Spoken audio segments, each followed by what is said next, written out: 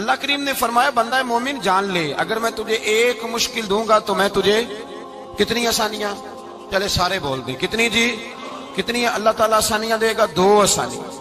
ہم لوگ اچھا جب ہمارا ذہن بن جاتا ہے نا کمزوری کا، ہمارا جب مزاج بن جاتا ہے مایوسی کا، پھر معاملہ ذرا ہمارے لیے گمبھیر ہو جاتا ہے۔ اگر ہم یہ ذہن بنائے نا کہ مشکل میرے اللہ کی طرف سے آئی ہے تو وہ مجھے آسانی بھی ضرور عطا کرے گا، تو پھر اللہ ضرور ہی آسانیاں عطا فرماتا ہے۔ اور جو مشکلات زندگی میں آتی ہیں نا، حضرت مولا علی شیر خدا رضی اللہ تعالیٰ عنہ کا بڑا خوبصورت فرمان ہے۔ حضرت علی فرماتے ہیں جب تجھے مشکل آتی ہے تو وہ تجھے رب کا پتہ بتانے آتی ہے، وہ تجھے اللہ کا پتہ بتاتی ہے، اس لیے کہ جب تو سارے اسباب کر لیتا ہے، جو ضرورت ہوتی ہے پوری کرتا ہے، تندرست ہو کے وہ کام کرتا ہے، پھر بھی کام نہیں ہوتا، تو اس کا مطلب ہے کرنے والا تو نہیں، کرنے والا کوئی اور ہے، جو کام کرنے والا کوئی اور ہے۔ تو عزیز بھائی یاد رکھیں، ہر مشکل کے ساتھ اللہ نے آسانی رکھی ہوتی ہے۔ اگر اللہ تبارک و تعالیٰ بیماری عطا کرے تو اس کے ساتھ اللہ پھر جو تندرستی دیتا ہے وہ بھی بڑی اعلیٰ عطا فرماتا ہے۔ اگر اللہ کبھی غربت دے تو پھر اس کے بعد جو اللہ تعالیٰ آسانی دیتا ہے وہ بھی بڑی اعلیٰ عطا فرماتا ہے۔ اگر کہیں سے آپ کو دکھ ملتے ہیں تو پھر جب سکھوں کا وقت آتا ہے تو پھر گنے نہیں جاتے۔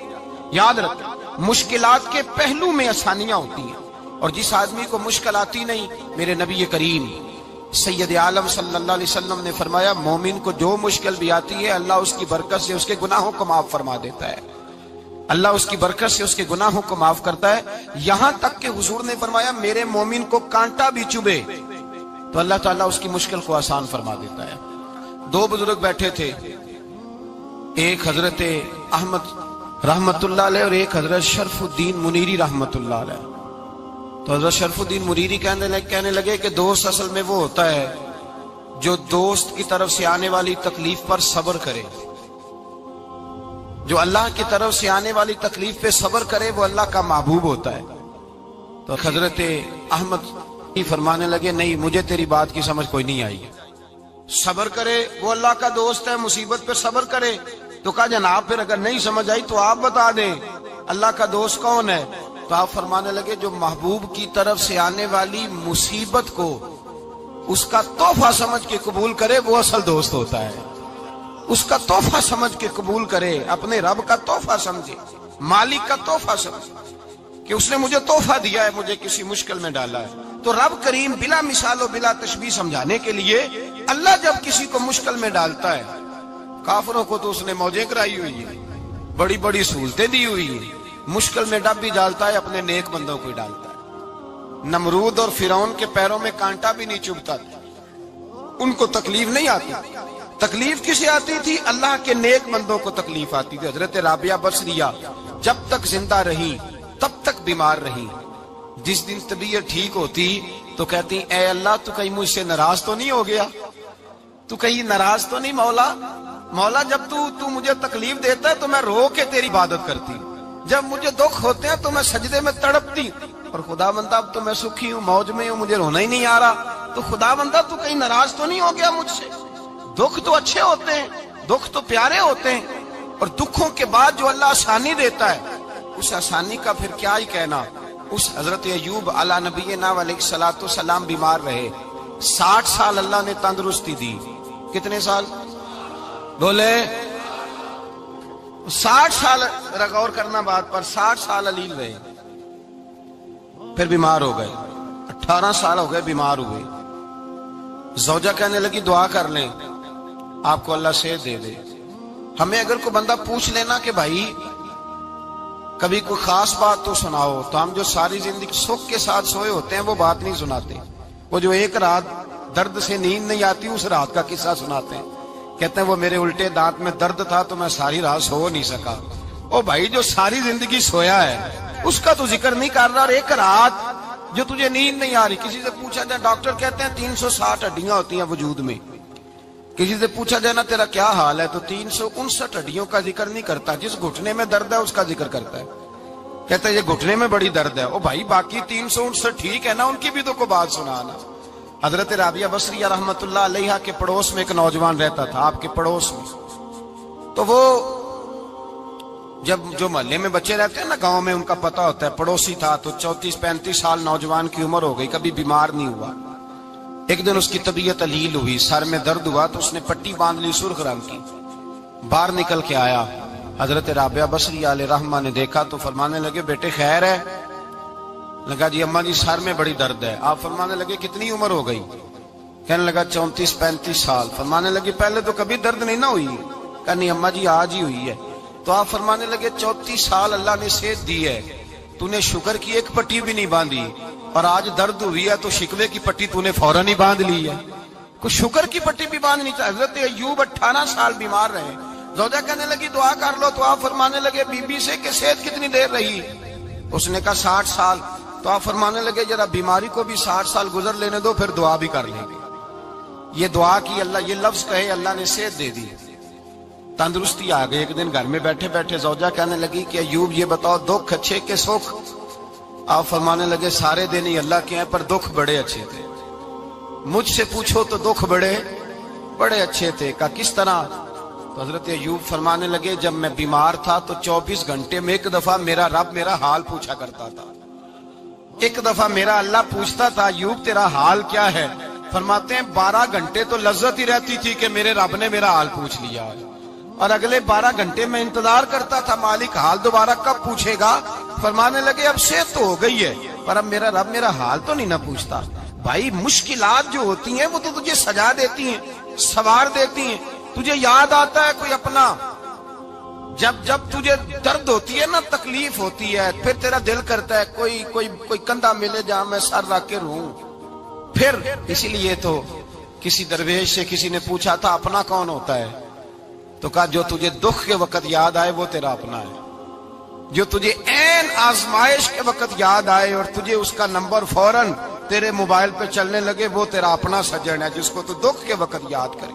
تو بھائی مشکلات کے بعد جو اللہ آسانی دیتا ہے، حضرت ابراہیم کو آگ میں بھی پھینکا گیا، حضرت ابراہیم علیہ السلام کو ستایا بھی گیا، نکالا بھی گیا، لیکن جب ان مشکلات سے گزرے تو میرا رب فرماتا ہے وَإِذِ ابْتَلَىٰ إِبْرَاهِيمَ رَبُّهُ بِكَلِمَاتٍ فَأَتَمَّهُنَّ قَالَ إِنِّي جَاعِلُكَ لِلنَّاسِ إِمَامًا۔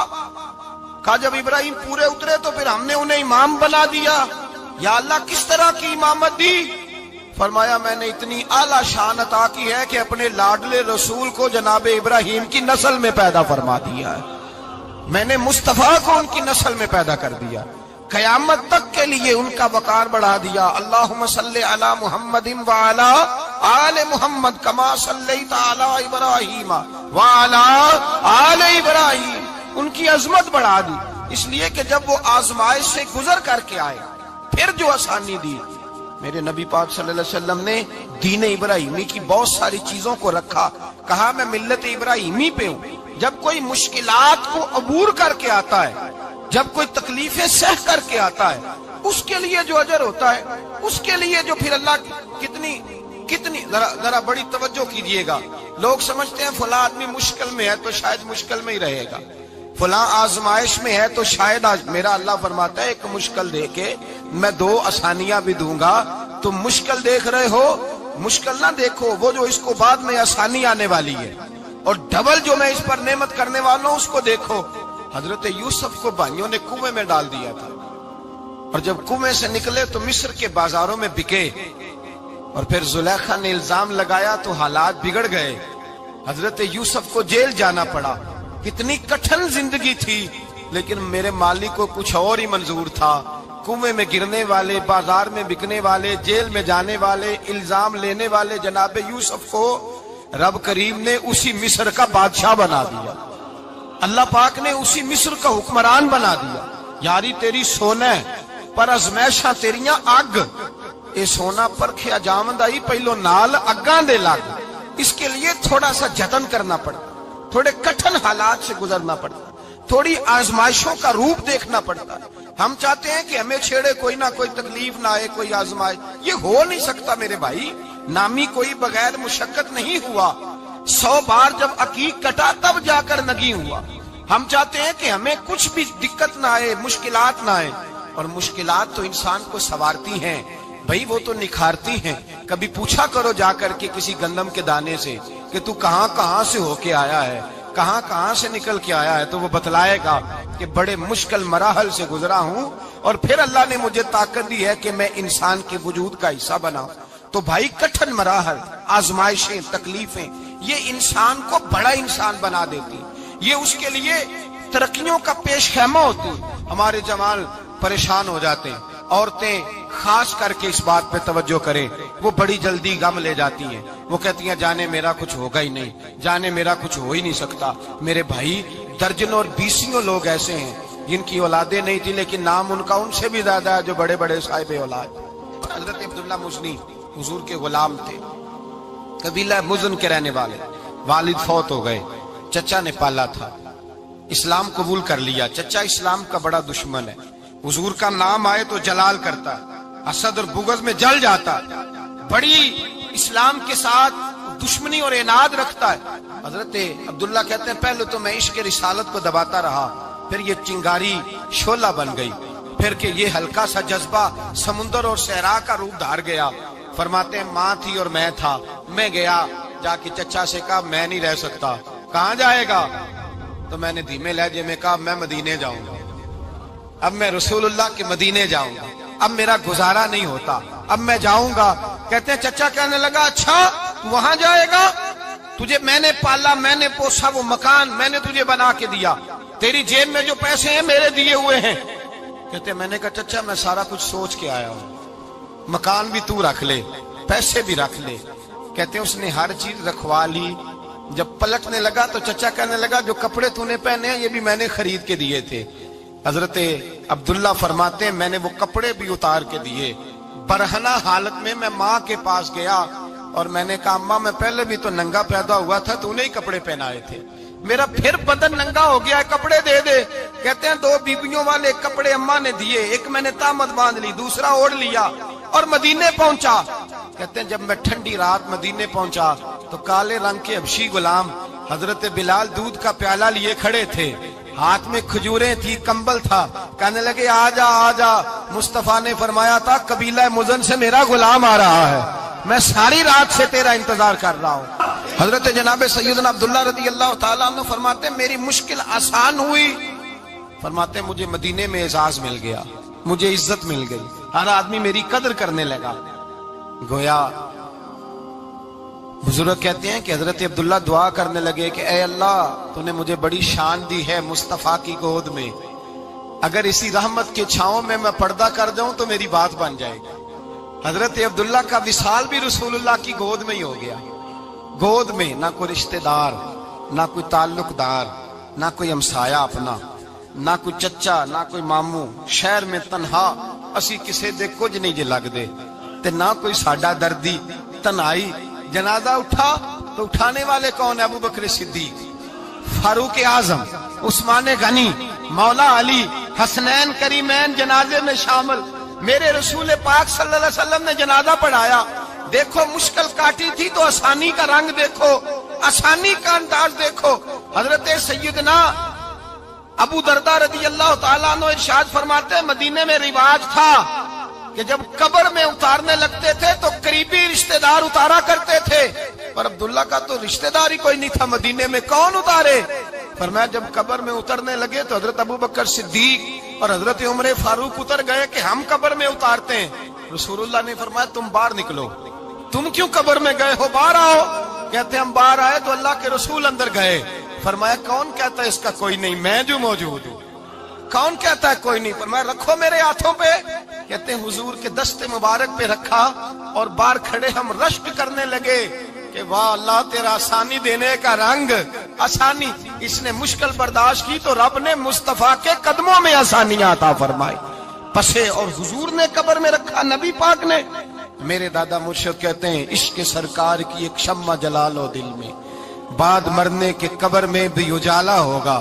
اور میرے اعلیٰ حضرت فرماتے ہیں لحد میں عشق رخ شاہ کا داغ لے کے چلے، لحد میں عشق رخ شاہ کا داغ لے کے چلے، اندھیری رات سنی تھی چراغ لے کے چلے۔ اور بیدم شاہ بارسی تو حد کر گئے، کہنے لگے پسے مردن، بعد مرنے کے پسے مردن فرشتوں نے جو تلاشی لی تو کیا نکلا؟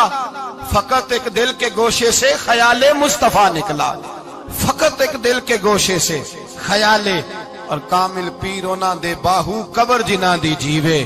میرے بھائی نبی پاک صلی اللہ علیہ وسلم کے ساتھ वफा की तंगी देखकर दिक्कत साथ दिया।